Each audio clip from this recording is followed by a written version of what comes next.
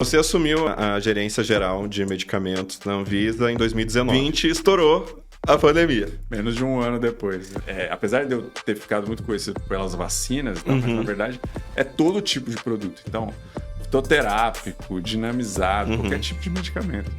E aí veio... A minha sorte foi que as pessoas que trabalhavam comigo já eram pessoas que trabalhavam há muito tempo comigo. Então, a minha carreira já era mais de 15 anos na Anvisa. Eles estavam muito empenhados, todos em acelerar e revisar os processos, em pensar como é que eu posso fazer melhor o que a gente faz. Porque a gente tinha que se comunicar com o público.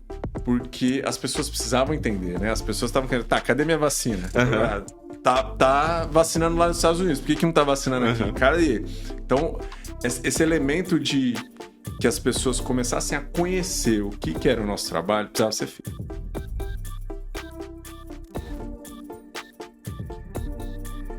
Como liderar quando a pressão política colide com o rigor da ciência e a vida de milhões de pessoas está em jogo? No episódio de hoje, recebemos quem esteve no epicentro da maior crise sanitária do século no Brasil. Gustavo Mendes é o que podemos chamar de tecnocrata humanista, farmacêutico industrial de formação. Com doutorado em ciências farmacêuticas, ele carrega uma dualidade rara. Também é historiador. Foi essa visão de longa duração que o permitiu manter o prumo como gerente-geral de medicamentos da Anvisa durante a pandemia, onde liderou a aprovação das primeiras vacinas, tomou decisões históricas como a rejeição técnica da Sputnik. Com passagens pelo International Vaccine Institute da Coreia do Sul e pela diretoria do Instituto Butantan, Gustavo agora ocupa o C-Level da indústria global, como diretor sênior da Eli Lilly para a América Latina. Hoje vamos decifrar a anatomia de uma liderança forjada no caos, e entender o futuro da regulação e inovação em saúde. Gustavo, seja muito bem-vindo a um dos encontros aí da Agenda Executiva em Saúde. Para a nossa comunidade de líderes, né, principalmente focado em profissionais que atuam em hospitais, mas existem profissionais que atuam aí em toda a questão da área da saúde. Eu acredito que tua presença vai ser muito rica em termos de conteúdo e em termos da tua vivência como carreira também, né? E tua liderança como carreira, como que a pressão te moldou em alguns momentos para onde você está hoje, né? Então, mais uma vez, muito obrigado por aceitar o convite. Não, eu que agradeço a oportunidade, Marco, e assim, acho a iniciativa incrível, assim, acho que sempre quando a gente tem a oportunidade de falar sobre os desafios de carreira na área da saúde, né, uma área que já é tão, né, desafiada em vários aspectos, eu acho super legal. Então, tô à disposição aí, vamos nessa. Bora. Me conta um pouco da tua carreira, até tu chegar onde tu chegou. Bom, eu sou farmacêutico, me formei na USP de Ribeirão Preto, e na época que eu me formei, ainda estava se estruturando aqui no Brasil esse conceito de regulação sanitária, né? A Anvisa era recente. A Anvisa em 99. 99, E aí eu me formei lá na USP de Ribeirão Preto e fui trabalhar numa indústria de genéricos. A criação da Anvisa, ela bate mais ou menos com a criação da indústria de genéricos. Então, a gente associa muito essas coisas. Então, teve um boom de indústria de genéricos no Brasil e eu fui trabalhar em uma delas, que era em Anápolis. Okay. A gente brinca lá que eu fui já desbravar o Centro-Oeste logo cedo, porque eu sou originalmente de São Paulo. Aí fiquei nessa indústria e aí foi um trabalho de construção mesmo, porque as indústrias... O genérico não existia, os conceitos das indústrias ainda estavam em desenvolvimento. Só que aí eu comecei a trabalhar com regulação já, e aí surgiu a oportunidade na Anvisa. E aí fiquei na Anvisa quase 20 anos. Uma baita carreira na Anvisa, né? Na Anvisa. Foi de especialista, depois fui coordenador, gerente e gerente geral. E é engraçado que esse tipo de carreira no serviço público não é muito comum, assim, né? Diferente da iniciativa privada, que as pessoas muitas vezes vão, analista, coordenador, gerente, não sei o quê. Lá na Anvisa, no serviço público em geral, não é assim, porque você é um servidor estável, então você, em princípio, vai aceitar um desafio de ser chefe, coordenador, para ganhar bem pouco, só se você realmente, né, tiver saco, né, paciência e tal. Mas eu sempre gostei, assim, sabe, de desafios, e me pareceu muito desafio. E aí fiquei todo esse tempo lá, teve a época da pandemia, né? Que aí foi Onde você virou uma estrela, né? subcelebridade. É uma celebridade. E aí depois eu fui cedido da Anvisa para a Coreia do Sul, fiquei um ano num Instituto Internacional de Vacinas, né? Eu já estava trabalhando com vacinas na Anvisa, e aí fui trabalhar lá, um instituto do Programa das Nações Unidas. Foi uma experiência muito legal, depois posso contar mais detalhes. Voltei para o Brasil para trabalhar no Butantan. Aí vim para São Paulo, o Butantan estava mudando a gestão, né? Retomando o desenvolvimento de vacina da dengue e outras vacinas aí que agora estão surgindo. Fiquei 2 anos no Butantan, ficaria mais, mas aí surgiu uma oportunidade na Lilly. Agora eu sou diretor para América Latina da Lilly, diretor de assuntos regulatórios, e vai fazer um ano aí que eu tô nesse novo desafio agora. Que baita carreira. E você, no meio disso tudo, você arranjou um tempo para se formar em História também. É verdade. Fala das tuas formações acadêmicas também, verdade. te mostra como teu perfil é um perfil atípico. Bem variável, bem variado. Eu sou farmacêutico e sou historiador. Então, eu tava na Anvisa, antes de virar coordenador, eu falei, tô querendo me desafiar mais. Aí, eu sempre gostei de humanas, eu sempre gostei de história, né, e de filosofia, antropologia, tudo que tem a ver com as humanas. E aí surgiu esse curso de história na UNB, foi a primeira turma. Foi a primeira turma? Foi a primeira turma, e entrei na UNB, fui fazendo, né, à medida que dava, porque eu viajava muito na época, eu era inspetor, então eu fiscalizava as indústrias fora do Brasil, fiscalizava centros de pesquisa, então era bem complicado, assim, né? Não consegui, eu demorei 6 anos para me formar. Mas formei História e depois virei professor de História, fiquei 3 anos como professor de História, em cursinho voluntário, em paralelo a todo esse trabalho de gestor. E aí também fiz mestrado, né, aí em ciências farmacêuticas, e terminei o doutorado agora, finalmente. Eu vi. Parabéns. Parabéns. Não, a gente fala muito sobre carreira, né? E você vê um profissional como você, os diversos caminhos que você trilhou, que obviamente te ajudaram a superar momentos, desafios, incertezas, momentos como o momento da Covid, que a gente vai falar bastante, obviamente, no qual você também já falou muito, já deu entrevista para todo tipo de canal de comunicação que existe. Mas eu queria já ir nesse ponto sobre liderança sob pressão, né? E depois vou criar uma lógica também sobre a tua carreira até chegar naquele momento. Você assumiu a gerência geral de medicamentos na Anvisa em 2019. Exato. Em 2020 estourou a pandemia. Menos de um ano depois. Né? E você deve ter pensado assim, nossa, cara, deve estar de brincadeira comigo, né? Porque você chegou, toda a carreira você atingiu um patamar de gerência e você chegou naquele momento que você foi posto à prova, né? E como que foi essa iniciativa de ir para frente das câmeras, ser o rosto da Anvisa no meio dessa crise sanitária? Desafiador, né? Um momento que foi bem intenso. Porque, assim, quando eu saí de gerente para gerente geral de medicamentos, já foi um salto desafiador, porque eu era um gerente na Anvisa de uma área que eu dominava e que foi a minha carreira quase toda, que foi a área de segurança, eficácia de medicamentos, né, avaliação dos estudos clínicos, tudo isso. Então, assim, foi minha carreira toda. E eu era o gerente e aquilo ali era o máximo desse tema. Quando veio a oportunidade de ser gerente geral, eu pensei um pouco. Falei, não, eu ponderei. Diferente das outras vezes que eu falei, não, vamos. Eu pensei, não, pera, gerente geral, porque o gerente geral lá, apesar de eu ter ficado muito conhecido pelas vacinas e tal, mas na verdade é todo tipo de produto. Então, fitoterápico, dinamizado, qualquer tipo de medicamento. E aí eu aceitei, mas assim, fui, né? Eu já falei, me senti muito corajoso. Falei, nossa, um desafio enorme, não sei o quê. E aí veio a pandemia. E aí, assim, a minha sorte foi que as pessoas que trabalhavam comigo já eram pessoas que trabalhavam há muito tempo comigo. Então, a minha carreira já era mais de 10 anos, mais de 15 anos na Anvisa. E as pessoas que estavam lá também tinham mais ou menos esse tempo. Então, eu já conhecia todo mundo.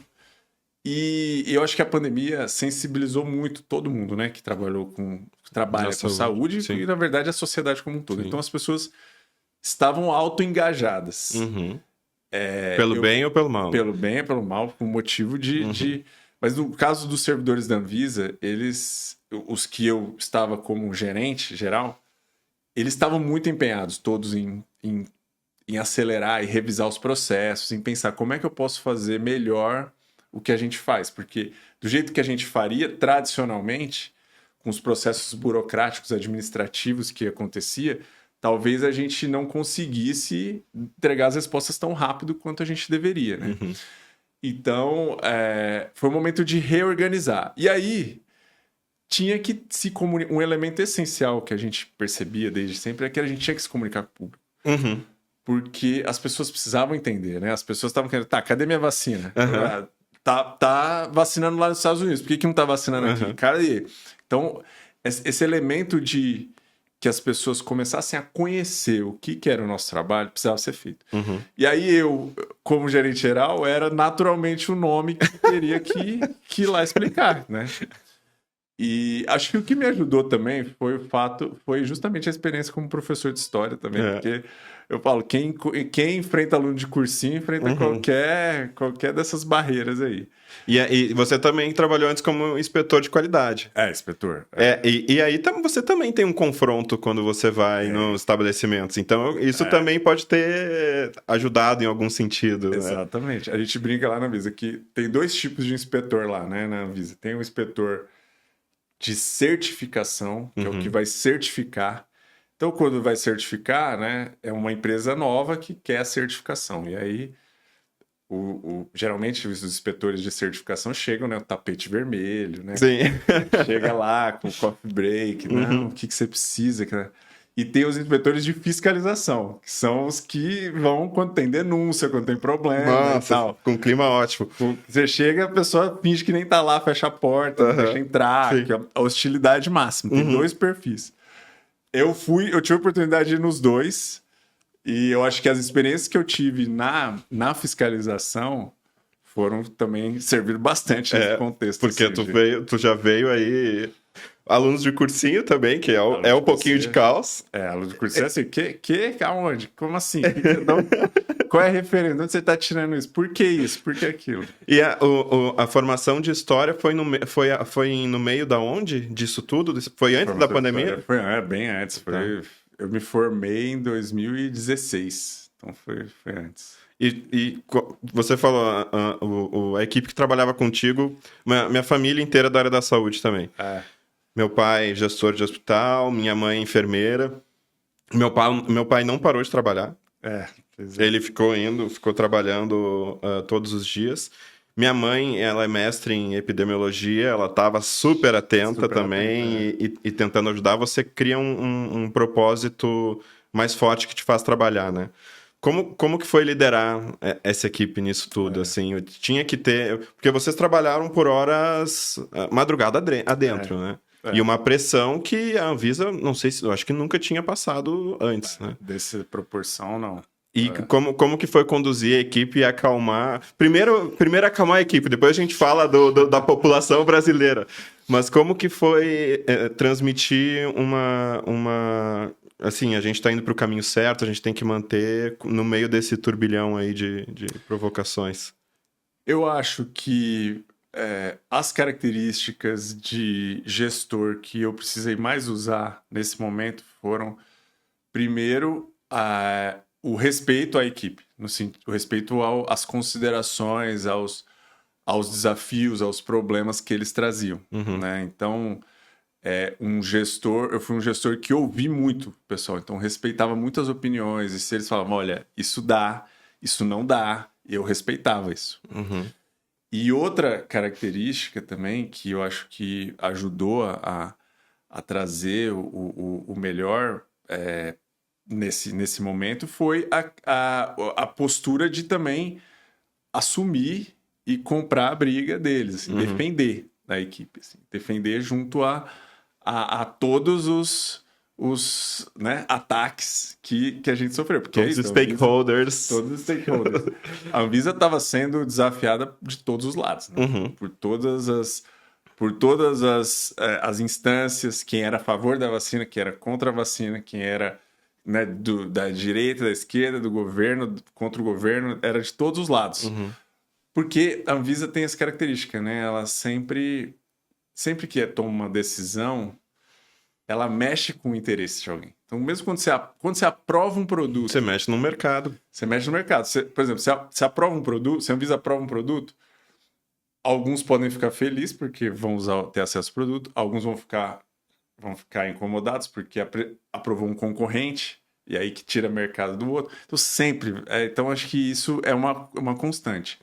Mas eu acho que para a equipe foi fundamental saber que tinha um gestor que eles podiam confiar e que ia assumir né, as decisões que fossem tomadas e ia buscar explicar. Então, acho que foi muito importante ter esse momento com eles. Assim.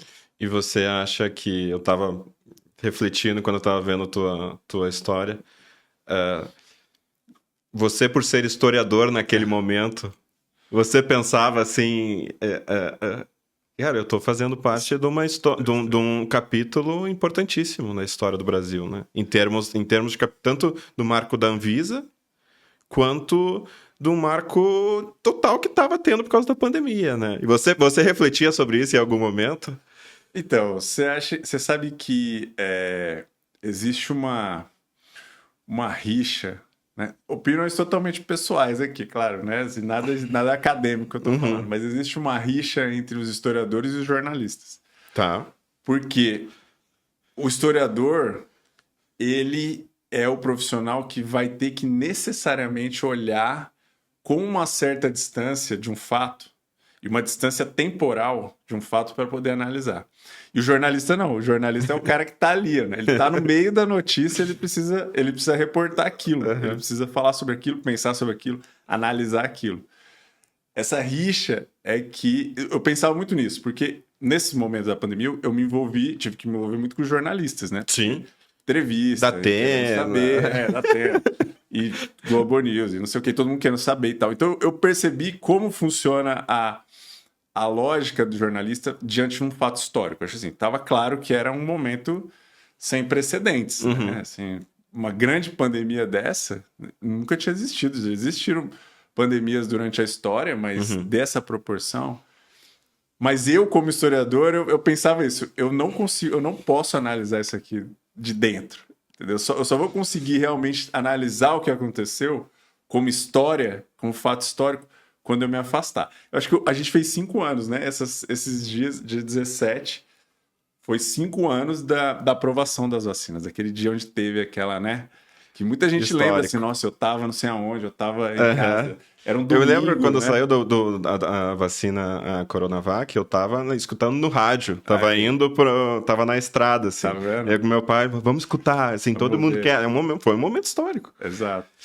E Faz 5 anos. Então, quer dizer, já temos aí alguma distância para poder olhar sem o... É uma preocupação muito grande do historiador olhar para um fato sem... tirando o máximo de vieses possível, tirando o máximo de pessoalidade, ou se eu for usar né, assim, alguma referência teórica, eu falar, não, eu tô olhando com o olhar, sei lá, marxista sobre a história, eu tô olhando com o olhar sei lá, do materialismo, sabe? Então, assim, é uma coisa que esse cuidado o historiador tem. E você sempre trouxe para um olhar mais cartesiano dos fatos, né? Lá naquele momento, Porque conseguir traduzir as terminologias, tudo para a população brasileira exige, obviamente, a sua história como professor lhe ajudou nisso, né? Eu acho que o professor tem muito essa função. Professor e comunicadores em geral, né? Sendo professor um tipo de comunicador, pensando nessa perspectiva, é um esforço para a gente ter que traduzir alguma coisa que é muito técnica, né? Mas, ao mesmo tempo, se eu quero que você entenda o que eu estou falando, eu preciso me adaptar à sua linguagem. Eu preciso falar de um jeito que faça sentido para você. Porque se eu começar a falar os termos técnicos da Anvisa, os termos administrativos, a pessoa não se conecta, né? Isso é cheio de sigla, né? Cheio de Cheio de processo, né? Você fala assim, não. O pessoal fala, não, mas aprovou nos Estados Unidos, aprova aqui, qual que é o problema? É a mesma vacina, né? Esse foi o fato, aquela questão que eu achei genial. Genial pela sua condução, né? E pela sua postura como líder naquele momento. Que foi a questão da Sputnik também, né? Que eu já vi você falando bastante sobre, que é algo assim, tá bom, uma vacina já foi aprovada, não sei, em tantos países, vamos aprovar no Brasil. E aí não, porque eles estão tendendo para algum lado, estão tendenciando para outro lado. E aí, nesses momentos de gestão, de crise, de caos, é bom você dar uns passos para trás e focar realmente na parte técnica que é a sua função. Eu vi você falando no podcast que você foi instruído a falar assim, vai até onde você pode, até onde é o seu know-how. Exato. Porque depois você vai entrar numa briga que você não vai conseguir comprar. Exatamente. Então, explica um pouco como é que foi essa questão a questão da Sputnik, de aprovação. Você foi para a Rússia fazer essa inspeção ou não? Não, então, a vacina russa já vinha surgindo como uma alternativa nesses países, né? E o instituto que desenvolveu lá na Rússia, ele vinha ganhando aprovações nos países usando esse mesmo argumento. Eu aprovei em 4 países aqui da... Era mais do leste europeu, não? Na Ásia. Leste europeu, Ásia, né? Logo, aprovou aqui, então vocês também podem aprovar. E foi aumentando, e foi, sei lá, chegaram em 20 países, uma coisa assim. A gente já sabia que a gente precisava, porque a gente usava da seguinte premissa: se alguma autoridade já inspecionou aquela empresa, né, alguma autoridade que a gente conhece, que sabe que usa das mesmas ferramentas que a gente, já inspecionou, então a gente não precisa ir lá. A gente vai confiar. Isso foi uma coisa que se fortaleceu muito durante a pandemia, a confiança entre as outras agências. Porque a gente viu que se a gente fizesse tudo sozinho, a gente não ia dar conta. O caso da Rússia, ninguém tinha inspecionado. E aí a gente precisou mandar técnicos para lá. Então a gente mandou, não fui eu, foram técnicos que estavam já fazendo, engajados, que aceitaram, né? Porque viajar durante a época da pandemia... Não, você chegava e tinha quarentena, você não podia sair do hotel. E era que mês que era? Pra ver? Tava frio lá já? Eu acho que era, se eu não me engano, lá é frio, né? Mas é que ou é menos 30 ou é menos 10, né? Mas enfim, mas as condições são já... Mas não era um inverno, não, porque foi um pouco antes. Foi 20, foi 2020, né? E aí, então tá, eles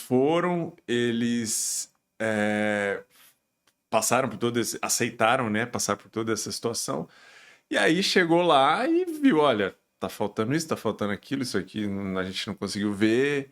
A gente chegou lá, não tinha, não sei o quê. E aí, então, assim, a gente já viu algumas questões aí. E aí chegou aqui, né, assim, a gente sempre buscou ser muito transparente, no sentido de dizer, olha, essa dá, essa não dá e tal. Então, a gente... a maneira que a gente encontrou de resolver essa questão foi dando transparência total, porque era realmente uma vacina que já tinha, né, sido apresentada para várias, né, instituições, governos e países. E a gente ainda tentou, por exemplo, conversar com a Argentina, conversar com outros países para ver se tinham dados e tal. Mas, no final, acho que a melhor maneira de lidar com essas situações, e a minha maneira de lidar com a situação foi, olha, eu posso discutir os dados técnicos, eu posso discutir... Eu lembro de uma live específica que foi esse o objetivo, de falar, olha, tá vendo? Tá aqui, esses são os dados... Teve a questão do adenovírus replicante, não vi, não tem como, não tem estudo, há aqui o risco e tal... Publicamos as atas das reuniões, tudo isso, porque a gente vivia para responder esse era um ponto também importante, da gestão. Uhum. Eu blindei os especialistas de ter que ficar respondendo questões que não eram questões técnicas, porque a gente recebeu uma enxurrada de carta de deputado, de senador, falando, ó, eu quero saber por que não foi aprovado, eu quero saber, sabe? Sim. E aí, imagina, você ficar respondendo isso e ficar atendendo essa demanda e ao mesmo tempo ter que fazer as análises. E você falou assim, não, se preocupem com o trabalho técnico. Exato. Que eu vou assumir isso. E assim, as equipes também reorganizando a equipe. Uhum. Vamos separar, esses aqui vão ser os especialistas que vão analisar, esses uhum. aqui vão responder, porque senão a gente ia se embolar. Nossa. Imagina que deve ser. Não, e aí, claro, também, né, nesses casos aí, onde, não só nesse, mas em algumas situações também, a gente teve ameaça física até, né, ameaça de, não, eu quero saber os nomes, os usos também, porque, né, notificação extrajudicial, sabe? Então, coisas que buscam intimidar. Uhum. Mas a gente intimidar para conseguir uma aprovação forçada ou você cometeu algum erro. Com medo, né? Não sei o quê. Mas a gente estava tão blindado, e não só pela experiência dos especialistas, mas porque a gente também, como eu te falei, a gente estabeleceu essa conexão com as outras agências dos outros países. A gente percebeu que a gente não estava sozinho. Então, assim, se eu tô falando uma coisa, a OMS tá falando a mesma coisa, os Estados Unidos tá falando a mesma coisa, a Europa tá falando a mesma coisa, então dá uma segurança de que a gente tá usando ciência como base, que não tem muita margem para interpretação. Não, olha, foi... E você, assim, você virou a cara da Anvisa, né? Pois é. Você virou a cara da Anvisa, né? Pois é. E que impacto você acha que teve ainda mais para marcar que a Anvisa é um órgão institucional forte, técnico, porque isso foi vai estar dentro dos marcos da Anvisa, né? Você acha que esse foi um dos momentos mais desafiadores que a Anvisa já passou nesses últimos tempos ou não? Eu acho que foi. Assim, a Anvisa já passou vários desafios com vários temas. Mas esse, sem dúvida, foi o mais desafiador. E eu acho que o que foi legal, assim, né? O que ficou de legado positivo foi mostrar que a Anvisa é uma instituição de Estado e não de governo. Então, independente de quem esteja, né, governando, é esperado de que a Anvisa tenha suas posições técnicas e transparentes. Então, as pessoas precisam entender por que está aprovando um produto, por que está reprovando, né? Agora, a Anvisa está num movimento muito de fiscalização, né? Então, a gente toda vez vê notícia, não, retirou lote disso, retirou não sei o que. Então, isso tudo precisa ser muito claro e transparente para as pessoas saberem. Não, a Anvisa não está movida por... porque o governo falou, ou não sei o que. É questão mesmo técnica, clara, objetiva. E acho que a pandemia... eu acho que muitas pessoas falam comigo dizendo que a Anvisa ajudou a dar segurança nesse processo de enfrentamento da pandemia com vacinas inovadoras, com medicamentos que, né, ainda estavam, né, recentes no mercado e as pessoas, de uma certa forma, inseguras. Então, acho que a postura da Anvisa ajudou nesse sentido. E tem um outro ponto que eu lidei muito na área hospitalar com a área de compras. E a área de compras, ela tem alguns perfis. E tem o perfil técnico, né? Tem o perfil do farmacêutico e de enfermeiro. Quando eu quero fazer uma substituição, trocar de marca, de padronização, fazer uma... E tem o perfil do comprador. O comprador está preocupado em ter o melhor preço. Então... eu experienciei muitas faíscas entre esses dois perfis. Porque alguém tem o aspecto técnico, eu não consigo mudar um medicamento, uma droga, que um paciente já está num tratamento para outro por causa em relação ao preço, ou porque vem de importação, vem todas essas incertezas. Né? E isso exige... E uma coisa que eu percebi o técnico, normalmente, ele não tem... Normalmente, não estou querendo generalizar. Ele não tem o perfil de comunicação do comprador. Esse perfil de negociação aguerrido, sabe? Não, de bater. Ele tem uma linha teórica mais científica. Então, para você conseguir ter essa comunicação para o público, essa sua formação foi o que, na minha visão, foi o que pode ter te dado essa facilidade de transitar entre esses dois perfis, né? Porque imagina se fosse alguém totalmente técnico, sendo posto à prova, né? Com Globo News, da Atena, sendo pressionado, se titubeasse assim, né? Ficasse não, e eles são fortes, né? Você tem uma rotina de self-care boa, né? Você medita, você tem... Porque... Eu entendi o que você está falando, tipo... Não, é isso, o mundo da comunicação né, do jornalismo é intimidador. E eu entendi o que você falou, né? Tipo, às vezes o técnico de compras não consegue se posicionar e aí é engolido. É engolido. E eu vejo isso claramente também, assim, né? Mas eu acho que essa característica... Eu não sei, né? Eu sou de... A minha geração, né? Que é pré-rede social, inclusive, né? Tipo, eu me formei e ainda não tinha nem... Quando eu me formei, tinha Orkut. Nem sei, acho que nem Orkut tinha. Orkut. Orkut... Eu usei Orkut também. Então, pois é. Mas não, o que eu tô falando, o que eu quero dizer é o seguinte. Hoje, acho que tá mais claro a importância da comunicação. Sim. Né? Hoje você vê muito essa coisa das redes sociais, as pessoas se... Porque é uma persona também, né? As redes sociais é uma persona. E eu acho que quando eu estava lá na Globo News, em todos os lugares, eu também era uma persona. Eu não era o Gustavo na minha casa para falar das coisas que eu gosto, das coisas que eu quero. Eu estava lá como uma persona, como um técnico da Anvisa para falar sobre as questões da Anvisa. Então eu acho que isso ajuda um pouco nesse sentido de não ficar intimidado. Mas eu acho que também a questão da adaptação da linguagem, como eu falei, né? Assim, porque não adianta falar com você sobre processo ou dar nomenclaturas e siglas que você não conhece e falar de coisas que você não vai conseguir relacionar. Pessoa de casa, o que esse cara tá falando? Esse cara tá... O que é isso? Eu quero saber cadê a vacina que você tá falando a petição do não sei o quê, daquele lá, sabe? Então eu acho que... Mas isso serve para todos, né? Para tudo. Você tá vendo? Você tem um exemplo... Né, aí na realidade do seu dia a dia, mas eu acho que todo mundo se parar para pensar, e eu falava isso pro pessoal que trabalhava comigo, né, e eu falo até hoje, né, com todo mundo que trabalha comigo eu falo, se as pessoas não entendem o que você faz e por que você faz o que você faz, você não consegue, você não vai avançar nos seus propósitos, nos seus objetivos. Então não é ser também, né? Muita gente que fala, não, mas eu sou uma pessoa discreta, eu sou uma pessoa que não fico, né? Tem gente que faz a analogia da galinha e do pato. Você já viu isso? Não. É assim, a galinha, o ovo do pato, é uma analogia assim, é uma fábula.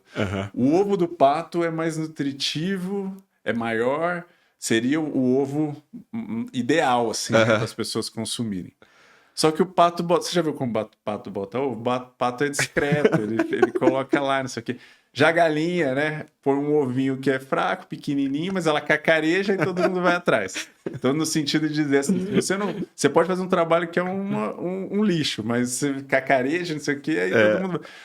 Eu não acho que é bem assim que funciona, mas eu não acho que precisa ser assim. Mas também, se ninguém sabe, né, por que você está fazendo... Não é todo mundo precisa saber, mas assim, as pessoas os seus stakeholders precisam saber, precisam entender.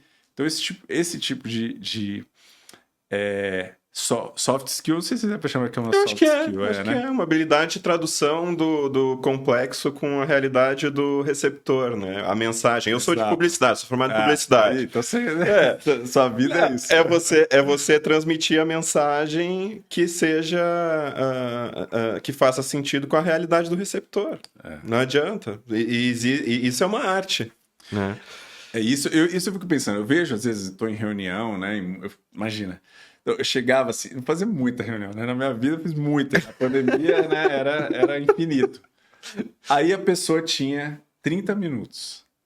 Aí ela abria o PowerPoint, tinha 90 slides. Não dá. Aí falava, gente, eu já falava assim, ó, Não dá. você não vai falar 90 slides em 30 minutos. Uhum. Aliás, a reunião tinha que ter 15 minutos, né? Uhum. Porque se você não consegue transmitir logo sua mensagem, você não vai, você perde. Ainda mais hoje, na época TikTok. Hoje é 15 segundos para você engajar a pessoa que está assistindo o seu conteúdo. Então, a gente está num excesso de informação absurdo, assim, né? E essa coisa de slide, uma coisa que eu aprendi sempre na minha carreira, apresentação de tudo, para sócios, para marcas, é sempre o mínimo de texto possível. Porque, assim, senão ou a pessoa vai ficar lendo e não vai prestar atenção, né? ou você vai falar muito que a pessoa vai dormir, né? Exatamente. Então, é uma arte entender o público receptor. Não, mas o que eu ia falar assim, eu vejo muito nessas reuniões que eu participava, também eu via assim, a pessoa ia falar, né? Era a vez dela falar, ela tinha que comunicar, ela estava falando mais o que ela queria falar, assim, a forma com que ela falava e o conteúdo que ela queria trazer, e ela não se importava com quem estava ouvindo. Perfeito. Sabe? Tipo, ela tá falando para ela mesma.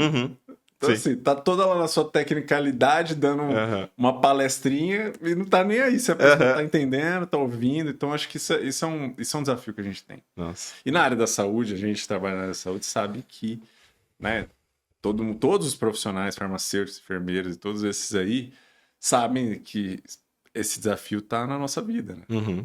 Para que as pessoas entendam. Um ponto também que eu acabei passando, mas que eu queria trazer na Anvisa vocês tinham esse rito que demoraria muito mais tempo, mais de ano, para conseguir aprovar uma nova droga, uma nova vacina, né? E vocês, e foi sob sua gestão, implementaram a submissão ativa, se eu não me engano. Contínua. A submissão contínua, Isso, perdão. Isso. Que fez diminuir, que foi o que permitiu a gente conseguir ter a celeridade para a entrada da vacina do Brasil, né? Como que foi essa mudança? Porque normalmente instituições públicas são conhecidas por essa questão de burocracia, demora de processo. Como que foi você adequar o fluxo de processos da Anvisa nesse modelo, nesse momento? Então, isso é algo que exigiu muito esforço, porque é isso, é muito mais cômodo deixar as coisas como estão e assim, não deu, não mandou tudo que tinha que mandar, indefere, sabe? Uma coisa assim. É muito simples, é muito fácil. E você, como servidor público, muitas vezes você não sofre consequência nenhuma. Falou, faltou a vírgula aqui, indefere. Manda tudo de novo, vai pro recurso, e aí enrola. Essa imagem que a gente tem, muitas vezes condiz com a realidade. E no caso da Anvisa, eu acho que a gente precisou fazer essa mudança, porque a celeridade com que os dados estavam sendo gerados demandava da gente um acompanhamento. Existe um risco muito grande de todo o desenvolvimento das vacinas e medicamentos acontecer e lá no final, porque a gente não estava acompanhando lá no começo, perder tudo isso. Então, esse mecanismo de submissão contínua não foi uma inovação total, já existia em outros países. A gente adaptou para o Brasil, né, considerando a nossa realidade administrativa, mas foi fundamental, porque assim a gente conseguiu, você deu um passo, aí a gente conversa. E aí, não só a gente adaptou a forma de compartilhar essa informação, mas também a forma com que a gente dava essas respostas, né? Então, a gente fazia reunião constantemente. Então, você deu um passo, tá bom, tá certo. Aí você deu outro passo, não, isso aqui você tem que ajustar um pouco, para poder não correr esse risco. Tudo em tempo real. Não precisava ter um prazo específico para o envio da documentação. Deu o passo, já mandava esse pacote, a gente chamava de pacotes, pequenos pacotes, mandava para a gente e a gente revisava já. É claro que isso exige um esforço também da equipe, né? Então, assim, se chegou um pacote e eu estou analisando outra coisa, qual que é a prioridade, né? Então, esse foi um trabalho muito, muito, muito também que não é muito falado, né? Assim, para fora, mas para dentro, quem estava comigo lá dentro sabe que, assim, foi uma luta muito grande para a gente priorizar. A frase que eu mais falava o tempo todo era: quando tudo é prioridade, nada é prioridade. Porque vinha, assim, demandas... Imagina, né? O foco era Covid, assim, a gente vai atender Covid. Mas vinha problemas de todos os lados. Né? E aí, se a gente se emaranhasse naqueles problemas todos, a gente não ia conseguir dar essa resposta. Então, eu acho que essa inovação administrativa que a gente fez foi também com o objetivo de dar foco. Né? Então, a gente está colocando como prioritário isso aqui. Então, vamos dar essa resposta. A importância do foco em momentos de caos, né? Foco e processo, né? Foco e processo e transparência, né? Nesse sentido, para todo mundo entender. Todo mundo entender por que a gente está dando prioridade para isso, né? Isso fez a diferença.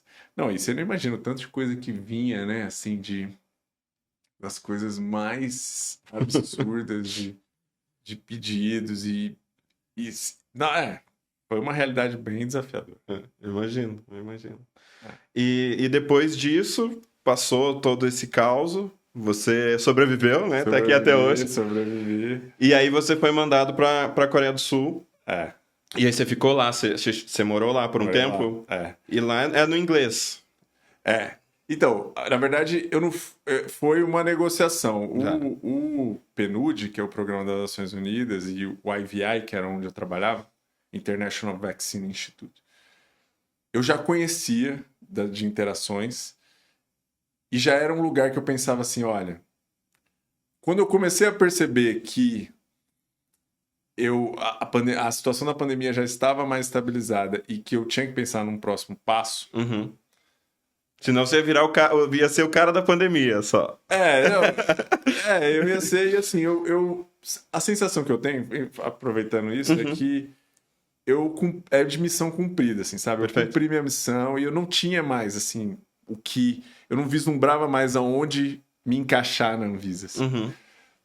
E aí eu tava pensando no próximo passo, eu conheci o IVI, então eu fiz essa negociação e aí eu negociei a minha sessão pra lá. E aí cheguei na Coreia e, assim, fiquei impressionado, assim, a quantidade de recursos. Eles estão muito, muito à frente. E assim, o investimento, a capacidade de angariar pessoas, estrutura, equipamentos, né? E a capacidade de influenciar também outras regiões, né? Até hoje o IVI faz um curso, e eu ainda fiquei muitos anos ainda depois que saí contribuindo nesse curso, indo lá na Coreia, que é um curso onde eles chamam 150 países, representantes de 150 países, para ir para a Coreia para fazer um treinamento imersivo em desenvolvimento de vacinas, em tecnologia, de biotecnológicos, etc. Então, assim, eles têm muito... E o que eu percebi de principal diferença é que eles pensam a longo prazo. Isso faz uma diferença que assim, né? Eu não tinha essa perspectiva antes, mas assim, pra gente colher daqui 20 anos, a gente precisa começar hoje. Pensar que isso é difícil, né? Aqui no Brasil. Uma questão também, indo pro lado histórico, é uma questão de formação, eu acho, da cultura do local, né? E você foi o primeiro brasileiro a entrar no IVI, não foi? Fui. E aí, assim, foi bem legal lá, assim, um lugar incrível de trabalhar, porque lá o foco são vacinas. Era em Seul. O foco são vacinas que não tem interesse de grandes empresas, porque a gente está falando de vacina cólera, Streptococcus A. São doenças, assim, de países pobres e vacinas que não vão ter rentabilidade em geral, assim. Então, tem que ter instituições como essas que vão desenvolver, que captam recursos de fundos, por exemplo... Bill e Melinda Gates Foundation, Wellcome Trust, são fundos humanitários. Demais. O Henrique, que eu falei que eu estava conversando contigo antes, que é o fundador da No Harm, tem uma tecnologia para segurança do paciente, ele foi investido pela Fundação Bill e Melinda Gates. Legal. Porque ele traz a tecnologia para hospitais públicos. Ele sim. cobra um valor irrisório do hospital privado, só que ele fornece de graça para o SUS. Tá vendo? Então, ele também foi contemplado na Fundação. Então, a Fundação Bill e Melinda Gates atua aí também. Não, eles têm uma super atuação na área da saúde. Você ficou quanto tempo lá? Fiquei 1 ano. Não, daí só que eu ficava indo e vindo, assim, eu morava um tempo lá. Pertinho, né? Nossa, canseira. Tanto que quando eu fui pra... Assim, meu contrato era de mais tempo, inclusive. Mas quando surgiu a oportunidade do Butantan, e a minha casa era em Brasília, né? Naquela época. Tipo, casa que eu construí e tal, do zero. Aquela que aparecia nos vídeos com as plantas. Não, ainda não era. Quando começou a pandemia, ainda estava no apartamento. Durante a pandemia, a gente vendeu o apartamento. Começou a construção da casa. Durante a pandemia, além de todo o caos, ainda tinha a construção da casa. Nossa senhora. Então, quando você fala que eu sobrevivi à pandemia, eu sobrevivi à construção da casa também. Acho que Mas não te chamaram para dar entrevista sobre a construção da casa. Não. E aí, quando eu vim pro Butantan, eu falei, a ponte aérea entre São Paulo e Brasília é bem menor do que Seul, Brasília. Uhum. Então, foi uma oportunidade de voltar, assim. Mas aí você vê na questão de carreira que a gente fala bastante aqui, né? Da importância de você se manter dono da sua própria carreira. Então foi uma sensação que você teve, um sentimento de dever cumprido também alinhado com as entregas que você teve todo esse ano. E você planejou, poxa, eu tenho que dar esse outro passo para ter uma capacitação internacional que iria te fazer continuar evoluindo na tua carreira. Senão, você poderia ficar ali, se contentar, que não é algo pequeno, se contentar onde você estava. Então, existe uma força ativa sua em questão da evolução da sua carreira, né? Eu tinha um chefe que falava que o melhor emprego é sempre o próximo. Mas eu acho que eu tenho um pouco disso, assim. Eu acho que eu gosto de trabalhar com entregas, assim, sabe? Então, assim, tem uma fase, né, no início onde a gente ainda está numa curva de aprendizado, né? Depois tem uma fase de um platô que é onde a gente entrega mesmo, a gente começa a entregar mais do que receber de treinamento, então vai se entregar. E aí depois chega uma hora que você não tá mais você já entrega sem aquele senso de que tá contribuindo para evoluir de alguma forma naquele processo. E aí acho que é a hora de começar a pensar, tá, e aí, qual que é o próximo? Né? Você cumpriu sua função. E eu acho que quando eu fui fazer história, né, lá em 2010, eu tava num momento onde eu já tinha estado como especialista, né, inspetor e tal, há muito tempo. Então, 15 anos quase já. Eu entrei em 2003, então já tinha 7 anos. Então eu já estava no momento onde eu já percebia que, assim, aí eu não tô desenvolvendo. Aí eu busquei, como lá no serviço público, né? Eu ainda não vi uma perspectiva fora do serviço público, eu fui buscar fora em outra coisa mesmo, né? Assim, então acho que... E o quanto isso te ajudou, né? A gente fala muito também da curiosidade, né? A curiosidade para desbravar outros nichos que não são os teus. Exato. E eu acho que esse tipo de mudança, assim, exige uma resiliência, né? Essa característica. Adaptabilidade. Agora eu estou no novo emprego menos de 1 ano. Então, assim, são novas pessoas, novos processos, né? Agora no mundo corporativo uma linguagem totalmente diferente. E agora você... Então, assim, né? Eu já tô falando com o pessoal, já tô fluente em Faria Limer. Market share, SWOT, KPI, não sei OKR. Então, tudo isso que, assim, no serviço público é uma coisa que eu achei engraçado, porque lá essa transição, né, na Anvisa pro Butantan, o Butantan é aqui em São Paulo, então no Butantan já tem essa linguagem mais corporativa, que Sim. é uma coisa de São Paulo também, assim, né? São Paulo é bem assim. É. São Paulo, tu tem tanta coisa ao mesmo tempo que tu comprime as palavras para não perder muito tempo também. Exatamente. E aí, quando eu fui... Porque na Anvisa o esforço é o contrário. O esforço que a gente faz é para traduzir tudo. Então, assim, a gente não fala a palavra em inglês, as legislações têm que ser em português. Então, eu vim de uma realidade onde, assim, zero palavra em inglês. E agora, no meu trabalho, quase metade é em inglês. Mas são perfis, assim, né? Mas, obviamente, todo esse know-how da Anvisa vai te ajudar a entender, porque, às vezes, a tradução acaba também tirando um pouquinho do contexto, da assim, forma fica de- meio banalizado, né? Exato. Tem pessoas que coisa defendem, não é call, é reunião, não é não sei o quê. não sei o Existem quê, defensores da língua existe, portuguesa. é.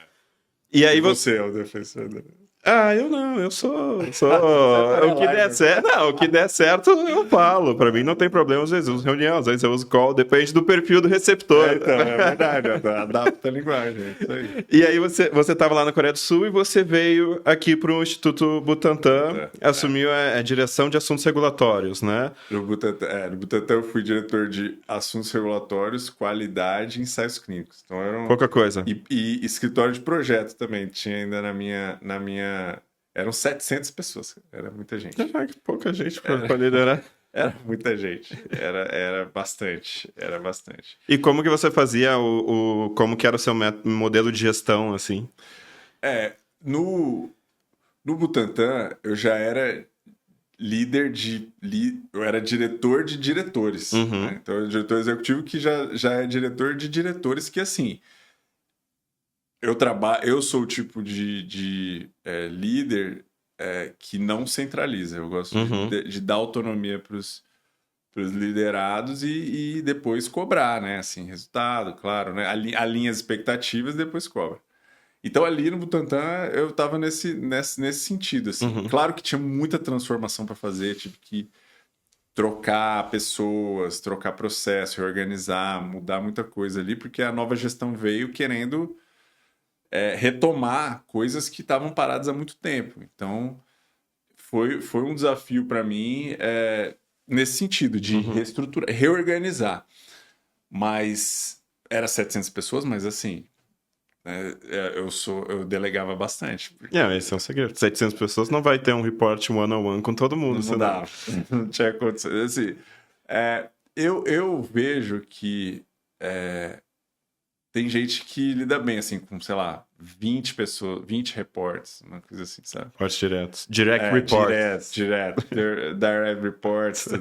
Mas eu acho que quando é muito assim, você não consegue acompanhar. Eu sou do tipo de gestor que gosta de estar no próximo, assim, sabe? A quem tá ali trabalhando comigo. Então, fica difícil. E você quais foram as principais entregas ali no Instituto Butantan? No Butantan, a gente, além das reestruturações todas, a gente estava no momento de entregar vacinas que estavam em desenvolvimento. Então, teve a vacina da chikungunya, que é uma doença também que, né, assim, é muito desafiadora porque a gente tem episódios, né? A chikungunya não é uma doença que está aí sempre. Tem episódios da doença e tem em regiões específicas. Então, é uma vacina que foi muito difícil de desenvolver, mas foi uma parceria e a gente conseguiu avançar.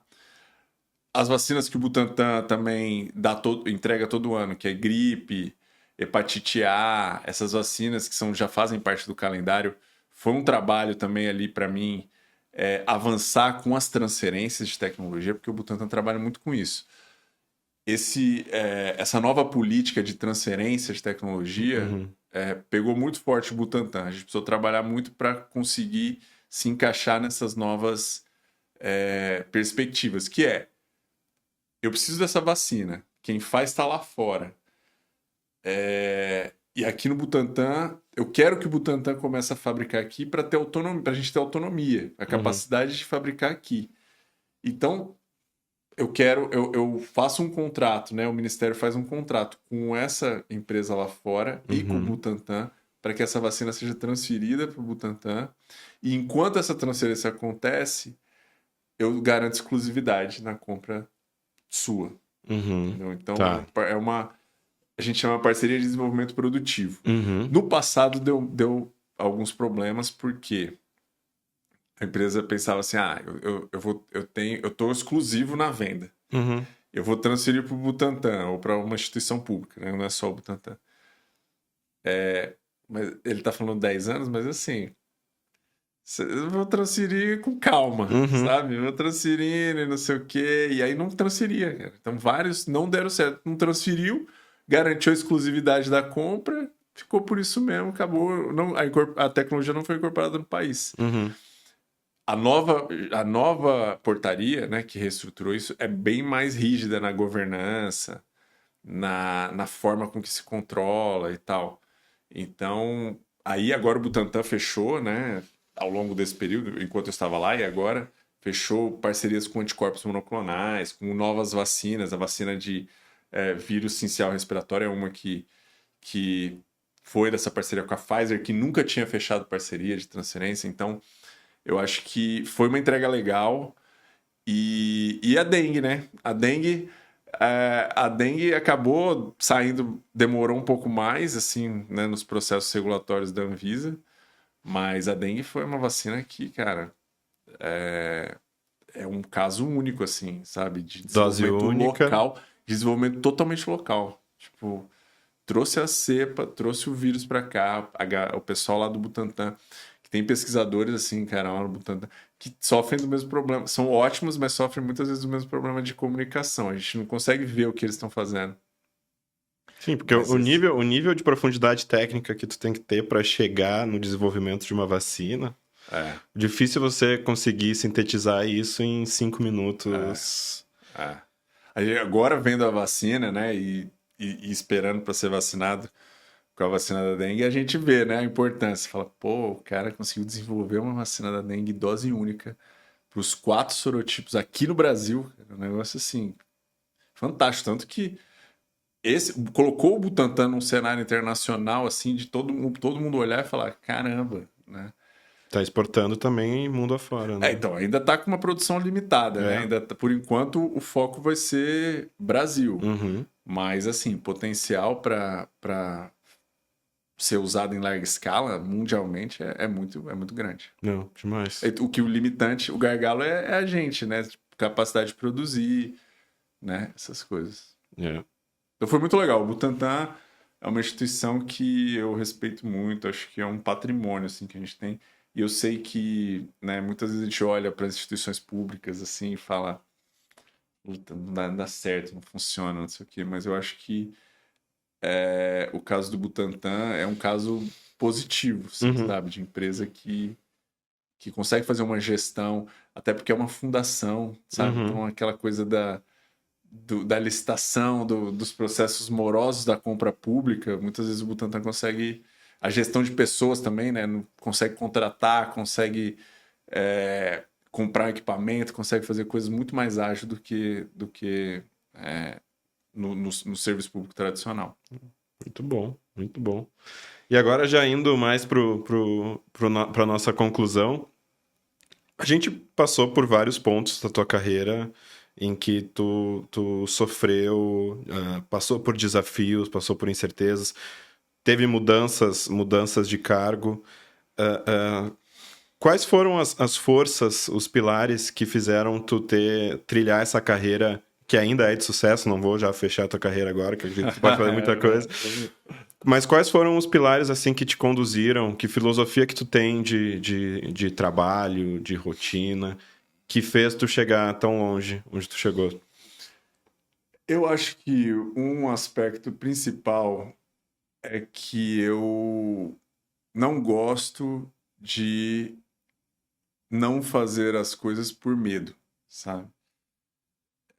Eu acho que o medo, né, que muitas vezes na nossa carreira a gente fica assim, mas será que vem junto muitas vezes com o síndrome do impostor, né? Será que eu sou mesmo capaz? Será que eu consigo? Será que... né? Isso para mim vem do medo. Mas eu sempre pensei que que eu talvez tenha aceitado desafios que são muito desafiadores, né? Que exigem um esforço, exigiu que eu tivesse que mudar muita coisa, mudar de país, mudar de linguagem, mudar, né, sair da minha zona de conforto dos meus amigos. Então, na Anvisa, né? Meus amigos de 20 anos, meus padrinhos de casamento, né? Colegas, né? Assim, tipo, a família, né? Você sai eu saí de uma instituição que era minha família. Então, eu acho que o medo faz a gente não se permitir desafios que podem ser muito recompensadores, né? Que podem trazer muito crescimento, trazer novas oportunidades, trazer uma nova forma de ver o mundo. Então, essa é a minha filosofia, e esse é o meu norteador primário. E claro que isso exige resiliência, né? Como a gente estava falando. E resiliência é uma característica que eu acredito que é possível construir. Assim, tem gente que, né? Assim, não, mas eu sou assim. E não vou mudar. Eu não vou mudar minhas convicções, blá, blá, blá e tal. Talvez, assim, a resiliência não mude, você não tem que transformar totalmente quem você é, mas ser resiliente é saber que as suas certezas podem não ser tão certezas assim, que outros pontos de vista podem também contribuir para a sua vida profissional, para a forma que você atua. E aí, quando você vai para um novo desafio, aí sim que você está totalmente vulnerável a isso. Você não vai para um novo emprego. Um exemplo, né? Na Coreia eu cheguei... Não, então eu tava na pandemia, né? Eu era, né? Globo News, não sei o que e tal. Aí cheguei na Coreia, meu chefe foi me apresentar para as pessoas, assim, né? Era uma sala, um balcão assim enorme, cheio de baias e tal. E aí falou, aqui é o Gustavo.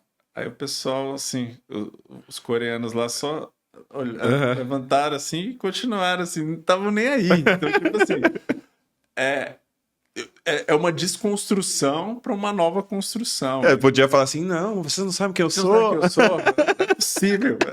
Você não assiste em Globo News. Então, é bem isso, assim. Eu acho que ter essa mentalidade de que, assim, a gente... Claro que a gente pode se tornar, né, referência em assuntos e etc., e trilhar uma carreira que você é uma referência e que você não precisa ficar mudando toda hora de lugar para poder, né, se estabelecer. Mas o tempo todo a gente está sendo desafiado com novos pontos de vista, né? Acho que agora, por exemplo, a inteligência artificial... Eu nem falei de tanto que eu falo de inteligência artificial, nem falei. Mas então, a inteligência artificial colocou em xeque tudo, né? Tudo. Então, mesmo, né? Eu sou uma sumidade no assunto. Vem a inteligência artificial e pode, de repente, falar, então tá aqui, ó, olha quantos artigos eu consigo levantar em um segundo, entendeu? Não, eu botei para esse encontro, eu botei teu nome, peguei teu perfil do LinkedIn, baixei num PDF lá no LinkedIn, joguei no Gemini, que é a IA do Google. Aí eu faço uma análise da carreira do Gustavo, jornalisticamente investigativa, e tem o prompt correto.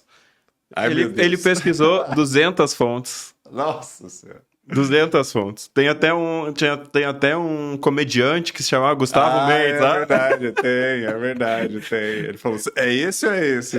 Pode ser que ele se confunda. Mas ele, assim, ele faz uma análise, depois eu tenho que te mandar, porque eu acho que ficou genial. Olha. Ficou muito análise das tuas forças, da tua carreira, teus desafios em cada setor que tu passou. Vai que apareceu alguma coisa que eu nem sei. Não, tá tudo lícito, legal. Tudo contribuiu muito. Pra você ver, então é isso. Agora, a gente, como profissional de saúde também, né? A pandemia já colocou em xeque muitas coisas. Né? A pandemia teve o avanço da telemedicina. Telemedicina. E aí a gente tá numa realidade onde a gente precisa ter essa resiliência. Acho que isso me ajudou muito a chegar E eu acho que é uma característica importantíssima. Demais. Eu não fui tanto na inteligência artificial, porque eu já falei muito nos outros dois encontros. Só a inteligência artificial.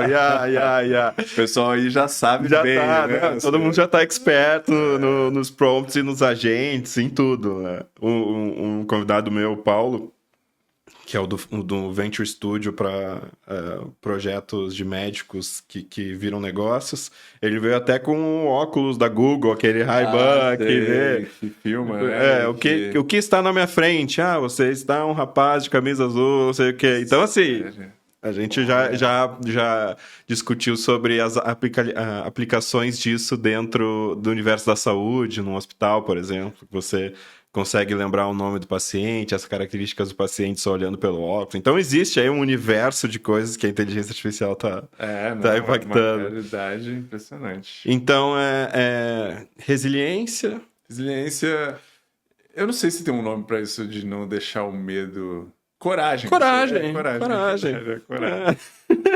Eu acho que essas duas... E o que eu falei também no começo da comunicação, né? Eu acho que a comunicação me ajudou também na minha carreira por isso, porque, por exemplo, né, na negociação de ser cedido da Anvisa, eu precisei mostrar interesse, eu precisei me comunicar. Isso são coisas também que eu percebo muito em muitos profissionais, assim, né? Que se sentem assim, que tem uma postura assim, não, eu sou...